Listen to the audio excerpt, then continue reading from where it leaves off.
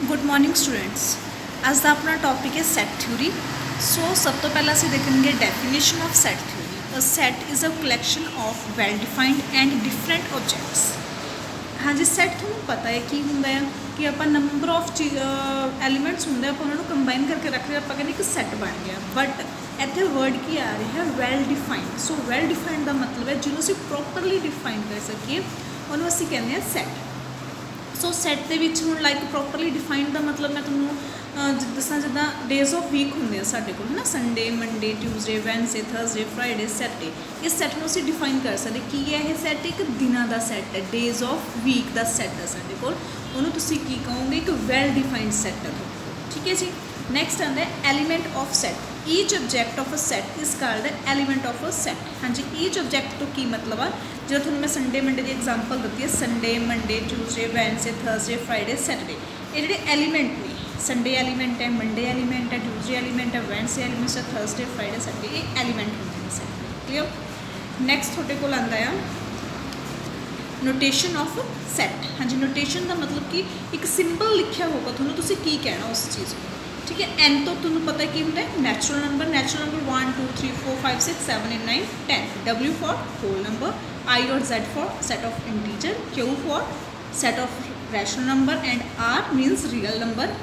इन्हों का जो यूज़ होएगा जो तुम क्वेश्चन सॉल्व करोगे ना, वो बहुत बेनीफिट मिलेगा इस चीज़ का। तुम्हें पता होगा कि वो लिखे नहीं होगा कि natural number whole number just W N R यही चीज़ा होगा, तो आप आइडेंटिफाई करना होगा कि हाँ जी R for real number N for natural.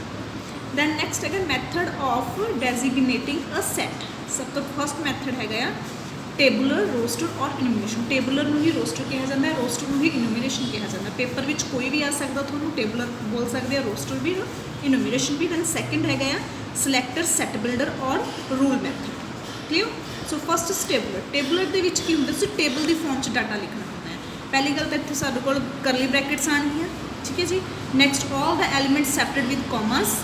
So like a set of vowels. Set of vowels table में टेबल च लिखना, टेबल को ए ई आई ओ यू सारे एलीमेंट किन वाला सैपरेट ऑफ कॉमर्स एंड साइडों के की ने करली ब्रैकेट्स। इनू कि फॉर्म होगी अपने को टेबुलर फॉर्म। दैन नैक्सट आती है सिलेक्टर सैट बिल्डर और रूल मैथड। सो ये आपको do not list all the element, इस लिस्ट नहीं बनानी हुई जिदा इतने वॉवल्स की लिस्ट बनाई है ना ए ई आई ओ यू, ये वॉवल्स की लिस्ट है। बट इतने लिस्ट नहीं बनानी हैगी जिदा हूँ इतने इन्हों ही लिखना है। ये थोड़े को टेबुलर फॉर्म आ, टेबुलर फॉर्म तो ही सैट बिल्डर फॉर्म लिखनी है। सैट बिल्डर फॉर्म तुम कि जनरेट करोगे एक्स एक नाम देते इस पूरी फॉर्म को एक्स। एक्स की कहते is a vowel in English alphabet. ये होगी थोड़े को set builder form. Tabular form के डाटे टेबल के लिखना है, तो सैट बिल्डर फॉर्म के लिखना वर्ड च लिखना है। क्लीयर। नैक्सट थोड़े को आता है मैंबरशिप ऑफ सैट। मैंबरशिप के मैंबरशिप का की मतलब होता है एक्स बिलोंग्स टू ए, जो आ वाला सिंबल है सी करके वो लाइन लगाते उन्होंने बोलते हैं belongs to, X belongs to A. जां इनू बोलते हैं और A contain X, A contain X. Similarly X जो आप उपर लाइन लगा दी ये की बन जाता है does not belongs to A B C कुछ भी हो सकता है कि X does not belongs to A. So X is not a member of A. जो आप ये बिलोंग करता फिर तुम की कहते हो, जो ये बिलोंग करता कहते हो मैंबर ऑफ ए, जो वो नहीं बिलोंग करता फिर तुम की कहते हो does not belongs to A, X is not a member of A. Example देखो इसकी ए दे आप एलीमेंट ने 1 2 3 4 5 6 7 जो भी आप एलीमेंट ने 1 2 5 7 9 10। ये आप एक एलीमेंट लेता 5। हाँ जी 5 है ये अगर तो है इट मीनस वो मैंबर है, मैंबर है तो वो बिलोंग करता है। नैक्सट लेता 6। 6 आप है ये नहीं है, इन्होंने मीन 6 इनू नहीं बिलोंग करता, ऊपर लाइन लगाती 6 does not belongs to A, it means 6 is not a member of A. Next types of set. हाँ जी सैट किन्ने टाइप्स का होंगे अपने को। फर्स्ट होना फाइनाइट सैट जिसे फाइनाइट नंबर ऑफ एलीमेंट हो। Set is said to be finite if it has a finite number of distinct element, उनकी बोलते हैं फाइनाइट सैट। लाइक 8 2 4 6 8 फाइनाइट है, इन्होंने फाइनाइट बोलेंगे। फाइनाइट का मतलब कि ना लिमिटेड। ठीक है, लिमिटेड चीज़। इनफाइनाइट ये बिल्कुल उल्ट हो जाता है। A set is said to be infinite if it has infinite number of element जिहदा तुहानूं कोई एंड ना पता होवे। हुण ये की ने तुहाडे कोल सारे नैचुरल नंबर का कोई एंड नहीं है 1 2 3 4 5 6 7 8 एंड अप टू इनफिनिटी उन्होंने तुसीं की बोलोगे इनफाइनाइट सैट। नैक्सट है empty. A set is said to be infinity if it has no element is called null और वॉइड सैट। ਉਹਦੇ ਵਿੱਚ ਜਿਹਦੇ ਵਿੱਚ ਕੋਈ ਵੀ ਐਲੀਮੈਂਟ ਨਾ ਹੋਵੇ ਉਹਨੂੰ ਕੀ ਬੋਲਦੇ ਹੋ ਤੁਸੀਂ ਇੰਪਟੀ ਸੈਟ। ਨੈਕਸਟ ਆਉਂਦਾ ਹੈ singleton set. A set contain only single element is called singleton or unit. Like ਸੀ ਉਹਦੇ ਵਿੱਚ 3 ਪਿਆ ਤੁਹਾਡੇ ਕੋਲ ਇੱਕ ਸੈਟ ਹੈ ਜੇ ਸਿਰਫ ਇੱਕ ਐਲੀਮੈਂਟ ਹੋਵੇ ਉਹਨੂੰ ਬੋਲਦੇ ਆ ਸਿੰਗਲਟਨ। ਨੈਕਸਟ ਆਉਂਦਾ ਹੈ ਸਬਸੈਟ ਔਰ super set. If every set of element of set A is an element of set B then A is called a subset of B। ਜੇ A ਦੇ ਸਾਰੇ ਐਲੀਮੈਂਟ B ਦੇ ਵਿੱਚ ਹੋਣ ਤਾਂ ਉਹਨੂੰ ਕੀ ਬੋਲਦੇ ਆ ਸਬਸੈਟ ਤੇ B ਨੂੰ ਕੀ ਬੋਲਾਂਗੇ ਉਹਦਾ super set. Example X belong ਕਰਦਾ A ਨੂੰ ਤੇ X ਬਿਲੋਂਗ ਕਰਦਾ B ਨੂੰ। X ਕੋਈ ਵੀ ਐਲੀਮੈਂਟ ਹੈ 1 2 3 4 ਕੋਈ ਵੀ ਐਲੀਮੈਂਟ ਹੈ ਠੀਕ ਹੈ। ਮੈਂ ਤੁਹਾਨੂੰ ਦੂਜੀ ਤਰ੍ਹਾਂ ਐਗਜ਼ਾਮਪਲ ਦੇ ਕੇ ਦੱਸ ਦਿੰਦੀ ਹਾਂ ਇਹਦੀ। ਜਿੱਦਾਂ ਮੰਨ ਲਓ ਕਿ ਆਪਾਂ ਕੋਲ X ਦੇ ਵਿੱਚ ਕੋਈ ਵੀ ਸੈੱਟ ਆ ਹੈ ਨਾ 1 X ਆਪਾਂ ਕੋਲ ਐਲੀਮੈਂਟ ਆ ਸੌਰੀ A ਆਪਾਂ ਕੋਈ ਵੀ ਸੈੱਟ ਲੈਂਦੇ ਆ A is equals to 1 then 2 and 3 same ਆਪਾਂ B ਵੀ ਲੈਂਦੇ ਆ 1 2 3 4। ਹਾਂਜੀ ਹੁਣ ਦੇਖੋ A ਦੇ ਸਾਰੇ ਐਲੀਮੈਂਟ B ਦੇ ਵਿੱਚ ਪਏ ਨੇ 1 2 3 1 2 3 A ਦੇ ਸਾਰੇ ਐਲੀਮੈਂਟ B ਦੇ ਵਿੱਚ ਪਏ।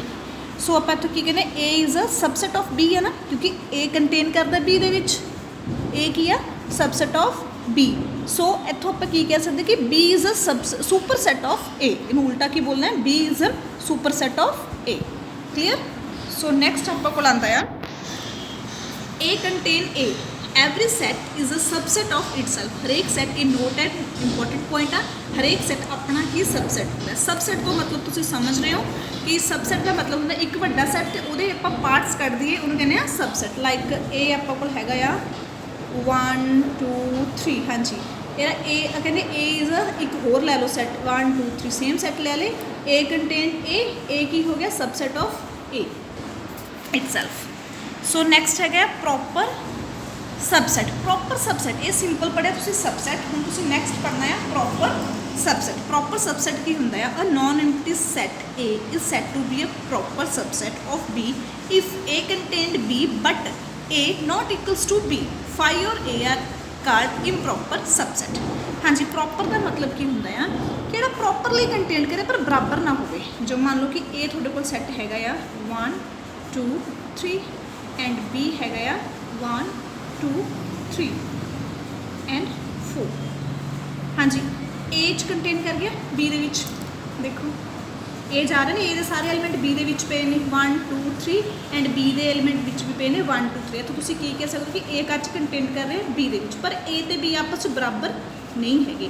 ਇਹਦਾ A ਤੇ B ਕੀ ਆਪਸ 'ਚ ਬਰਾਬਰ ਨਹੀਂ ਹੈਗੇ ਫਿਰ ਤੁਸੀਂ ਇਹਨਾਂ ਨੂੰ ਕੀ ਕਹੋਗੇ ਇਹ ਕੀ ਨੇ ਪ੍ਰੋਪਰ ਸਬਸੈਟ। ਓਕੇ ਤੇ ਇੱਥੋਂ ਯਾਦ ਰੱਖਣਾ ਕਿ ਫਾਈ ਤੇ A ਇੰਪ੍ਰੋਪਰ ਹੁੰਦੇ ਨੇ ਕਦੇ ਵੀ ਪ੍ਰੋਪਰ ਨਹੀਂ ਹੁੰਦੇ ਹੈਗੇ। ਨੈਕਸਟ ਹੈਗਾ इक्वल सैट्स का मतलब की होंगे two sets A and B are said to be equal if both have same element. अगर दोहां दे विच सेम एलीमेंट होंगे तां की होंगे इक्वल।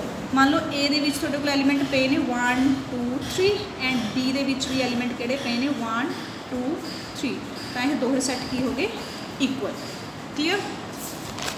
नैक्सट है गया इक्वलेंट। ਇਹਦੇ ਵਿੱਚ ਕੀ ਹੁੰਦਾ finite number of elements A and B is said to be equivalent if number of the element in A is equals to the number of element in the B।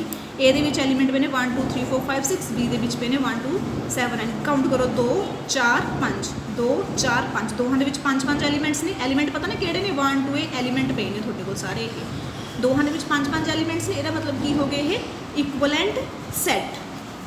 ਇਹ ਹੁੰਦਾ symbol of equivalent.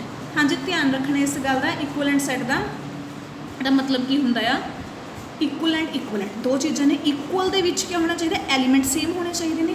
Equivalent दे विच की होंदा आ कि number of element same होंदे ने। ध्यान रखना है इक्वल दे विच की होंदा आ एलीमेंट सेम होंदे ने इक्वलेंट दे विच की होंदा नंबर ऑफ एलीमेंट सेम होंदे ने। सो नैक्सट पर चलते हैं पावर सैट। पावर सैट का मतलब क्या होंदा आ ये फाइनाइट सैट होंदे ने अपने कोल। ये सबसैट होंदा है गिवन सैट का। की हुंदे ने फाइनाइट सैट हुंदे ने ते सबसैट हुंदा आ फाइनाइट सैट दा। सो पावर ऑफ ए इनू इदां डिनोट करते हैं P of A is equal to 1 2 3। So इहदी पावर सैट किद्दां बनाओगे तुसीं, पहलां तां 5 इंक्लूड हुंदा हरेक पावर सैट दे विच। सो पहलां सिंपली तुसीं 1 2 3 इदां लिख लेने इन्हां नूं ते उस तो बाद पेयर बनाने 1 और 2 दा, दैन 1 और 3 दा, फिर बनाना है 2 3 दा। हरेक एलीमेंट का थोड़ा पेयर होना चाहिए। दैन लास्ट पेयर है 1 2 3 दा। फिर एक फॉर्मूला भी होंदा है 2 दी पावर n। ये तो तुहानूं पता लग जूगा कि किन्ने पावर सैट बनणगे। 2 पावर n का मतलब क्या, नंबर ऑफ एलीमेंट। किन्ने नंबर ऑफ एलीमेंट ने 1 2 3 इक्वल्स टू 2 दी पावर 3 किन्ना आ जाऊगा 2 इंटू 2 आंसर इज 2 2 4 4 2 8 8 काउंट करो 8 बनते हैं ये 1 2 3 4 5 6 7 8। इट मीनस एक ही हो गया थोड़े को पावर सेट। क्लीयर है। 2 the power n is a formula of find out the power set 2 the power n का मतलब होंगे जिन्ने एलीमेंट्स गिवन ने। सो किन्ने एलीमेंट गिवन ने 3 तो 2 दी पावर 3 2 दी पावर 3 का मतलब होंगे 2 इंटू 2 इंटू इधर 2 लिखा हुआ है मैं 2 इज 8।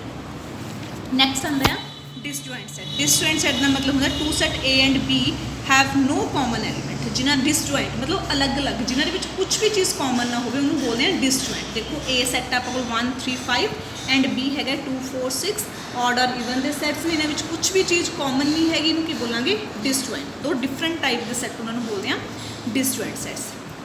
नैक्सट है यूनीवर्सल सैट जिन्हें सारे सैट कवर हो। सब तो बड़ा सैट होंगे उन्होंने बोले यूनीवर्सल। यूनीवर्स मतलब थोड़ा ब्रह्मंड जिन्हें सारी चीज़ कवर हो जाए उन्होंने बोले। बाकी सारी चीज़ सबसैट्स होंगे ने एक कवर बड़ा सैट उन्होंने बोलते हैं यूनीवर्सल सैट।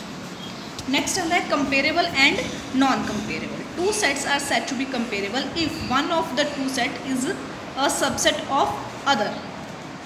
ए आपको सैट है 2 3 5 बी की है 2 3 5 6 एंड सी आपको 1 1 5। कंपेरेबल देखना तुम थोड़ा मतलब कंपेरेबल का की मतलब होंगे ए कंटेन करता बी दे विच कर रहे हैं ना 2 3 5 कंटेन कर रहे हैं 2 3 5 6 ए कंटेन कर गया बी दे विच। इहदा मतलब ये दोनों सैट की ने A and B are comparable sets. हाँ जी नैक्सट ए और सी का देखो ए सी च कंटेन कर रहे हैं नो 2 3 5 इच 1 5 है नहीं जा रहा वो it means A does not contained in C and C does not contained in A. So it's non comparable. ये नहीं देख लेना भी हम ए च 5 है सी च 5 है यदा कुछ मतलब नहीं है पूरा ਜਾਂ ਤਾਂ 1 एंड 5 ये पिया होंगे ए फिर तुम कहना सी कि सी कंटेंड करता ये सी एंड ए कंपेरेबल ने। C contained A then C and A are comparable. But इतने की हो रहा ना ही तो ए सी जा रहा ना ही सी ए जा रहा, ये नॉन कंपेरेबल सैट ने। Okay clear.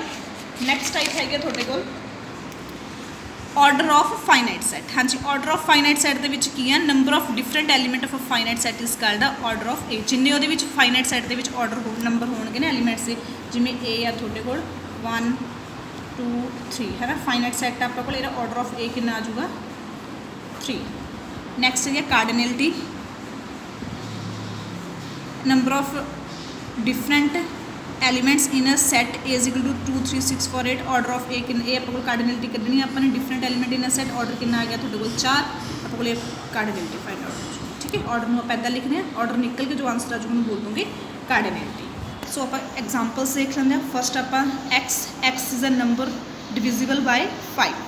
हाँ जी एक्स इज़ अ की है natural number divisible by 5। Answer लिख दो कि नंबर होंगे 5 10 15 20 ये सारे नंबर डिविजिबल बाय 5 ने। तो थोड़ा कोई भी स्टेटमेंट लिखी हुई आऊगी भी एक्स की है नंबर डिविजिबल 5 5 चाहे तो होर लो डिविजिबल बाय 3 जो 3 डिविजिबल लेंगे फिर की आना सीगा थोड़े को 3 दैन 6 9 15 ये नंबर आने से हम डिविजिबल बाय 5 है तो आपको डिविजिबल बाय 5 का नंबर है। नैक्सट है रोस्टर फॉर्म। रोस्टर फॉर्म होने तुम पिछे पढ़ी है टेबुलर रोस्टर एंड इन्यूमरेशन पढ़ी है ना वो होंगे टेबल के डाटा लिखना तुम इन्होंने थोड़ा देता कि एक्स बिलोंग करता नैचुरल नंबर एंड मतलब नैचुरल नंबर नोटेशन आ गई एक्स स्केयर इक्वल्स टू 25।